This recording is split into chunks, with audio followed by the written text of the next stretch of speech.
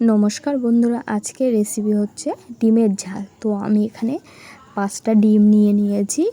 তারপরে এখানে রসুন বাটা, আদা বাটা, পেঁয়াজ কুচিয়ে নিয়েছি, কাঁচা লঙ্কা বাটা, টমেটো কেটে নিয়েছি ও আদা রসুন বাটা নিয়েছি, পেঁয়াজ বেটে নিয়েছি। তারপরে আমি প্যান বসিয়ে দিয়েছি। প্যানের মধ্যে আমি তেল দিয়েছি।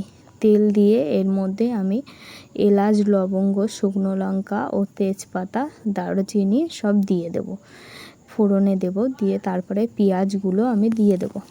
দিয়ে পেঁয়াজগুলো আমি যতক্ষণ না লাল মতো হচ্ছে ততক্ষণ আমি পেঁয়াজগুলো ভাজা করে নেব। তারপরে একটু লাল মতো হয়ে গেলে এর মধ্যে আমি একটু রসুন বাটা দিয়ে দেবো। তারপরে রসুন বাটা দিয়ে দেবো, লাল মতো ভাজা হচ্ছে। তারপরে এর মধ্যে আমি রসুন বেটে রেখেছিলাম, সেই রসুন বাটাটা আমি এর মধ্যে দিয়ে দেবো। তারপরে রসুন বাটা দিয়ে আবারও এটা ভালো করে একটু কষিয়ে নিচ্ছি, যাতে রসুনের গন্ধটা চলে যায়। কাঁচা একটা রসুনের গন্ধ বার হয়, সেই রসুনের গন্ধটা যাতে চলে যায় তার জন্য আমি ভালো করে রসুনটা ভেজে নিচ্ছি। তারপরে আমি এর মধ্যে দিয়ে দেবো আদা বাটা দিয়ে আবারও আমি এটা ভালো করে আবারও একটু কষিয়ে নিচ্ছি। তারপরে ভালো করে কষিয়ে নিয়ে এবার যে পেঁয়াজ বেটে রেখেছিলাম সেই পেঁয়াজ বাটাটাও আমি এর মধ্যে দিয়ে দিচ্ছি। দিয়ে পেঁয়াজ বাটাটাও এর মধ্যে ভালো করে কষিয়ে নিচ্ছি।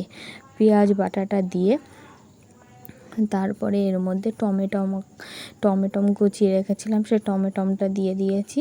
দিয়ে আবারও এটা কষিয়ে নিচ্ছি। নিয়ে এর মধ্যে কাঁচা লঙ্কাকে বেটে রেখেছিলাম, সেই কাঁচা লঙ্কাটাও আমি এর মধ্যে দিয়ে দেব। দিয়ে ভালো করে কষিয়ে নেব। কষিয়ে নিয়ে ভালো করে এটা একটু কষিয়ে নেব। কষিয়ে নিয়ে এর মধ্যে আমি গুঁড়ো মশলাগুলো দিয়ে দেবো, যেমন এর মধ্যে লবণ, জিরে, কাশ্মীর লঙ্কার গুঁড়ো, জিরের গুঁড়ো, হলুদের গুঁড়ো, সে গুঁড়ো মশলাগুলো এর মধ্যে দিয়ে দেবো। দিয়ে আবারও এটা কষিয়ে নেবো, যাতে মশলাগুলো পুড়ে না যায়। তার জন্য এর মধ্যে আমি সামান্য পরিমাণে একটু জল দিয়ে দেব।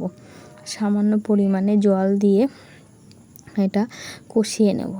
তারপরে এর মধ্যে একটু আমি, যাতে ভালো টেস্ট লাগে তার জন্য আমি এর মধ্যে একটু মিট মশলা দিয়ে দিয়েছি। মিট মশলা দিয়ে আমি এটা আবার কষিয়ে নিয়েছি।